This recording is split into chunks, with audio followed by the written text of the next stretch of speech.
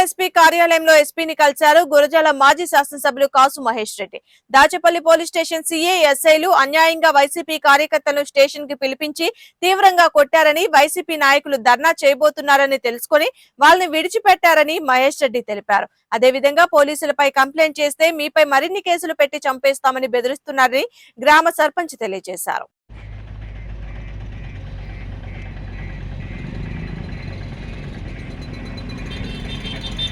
Dachepalli police station సంబంధించి inspector Bhaskar Rao, అక్కడ ఎస్ఐలు సుందర్ రాజన్, పాపారావులు నిన్న అన్యాయంగా వైఎస్ఆర్సీపీ నాయకుల్ని పోలీస్ స్టేషన్కి తీసుకెళ్ళి ఇష్టం వచ్చినట్టు కొట్టి నైటు మళ్ళీ మా నాయకులు అందరూ పోయి రేపు పొద్దున ధర్నా చేయబోతున్నామంటే నైటు 11-12ంటికి వదిలిపెట్టడం జరిగింది.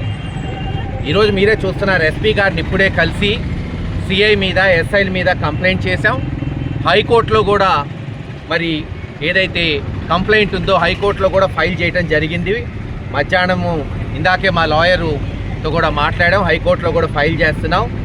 ఒక చిన్న అసాంఘిక కార్యక్రమాలు తెలుగుదేశం వాళ్ళు చేస్తుంటే కేసానపల్లిలో వచ్చి వీళ్ళు ఇళ్ల మీదకి వచ్చి ఆడవాళ్ళని తిడుతుంటే వీళ్ళు వాళ్ళని మరి తిరిగి పంపిస్తుంటే వాళ్ళు పోయి సిఐకి చెప్పటం, సిఐ తెలుగుదేశం చెప్పు చేతుల్లో ఉన్నాడు కాబట్టి వెంటనే వీళ్ళని పోలీస్ స్టేషన్కి రమ్మంటాం.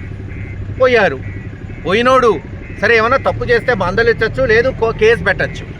కానీ ఇష్టం వచ్చినట్టు కొట్టి మీరే చూస్తున్నారు, చెయ్యి స్ప్రెయిన్ అయింది. ఇష్టం వచ్చినట్టు సిఐ కానీ భాస్కరరావు కానీ ఎస్ఐలు కానీ వీళ్ళిద్దరినీ కొట్టడం, నైట్ 11-12ంటికి వదిలిపెట్టడం. వీళ్ళు గురజాల గవర్నమెంట్ హాస్పిటల్కి పోయారు. అక్కడ డాక్టర్ పార్దు వీళ్ళకి ట్రీట్ చేశాడు. ఖచ్చితంగా దీన్ని చట్టపరంగా మేము అన్ని విధాలుగా కూడా ఎస్పీ గారి దృష్టికి కానీ హయ్యర్ అథారిటీస్ కానీ హైకోర్టులో కానీ ఫైల్ చేశాం. ఈ ఎస్ఐకి ఆ సిఐ ఎస్ఐలకి చట్టపరంగా చర్యలు ఉండే వరకు పోరాటం ఉంటుంది అనుకుంటున్నారు. ఏదో ప్రభుత్వాలు శాశ్వతమని. ఖచ్చితంగా మొన్న జగన్మోహన్ రెడ్డి గారి దృష్టికి కూడా ఈ దాచేపల్లి సిఐ ఒక ప్రవర్తన తీసుకెళ్ళాం. ఆయన ఒకటే చెప్పాడు, మహేష్ ప్రతి కేసు హైకోర్టులో ఫైల్ చేయండి, ఎవరిని ఇల్లీగల్గా టార్చర్ చేసినా చేయండి.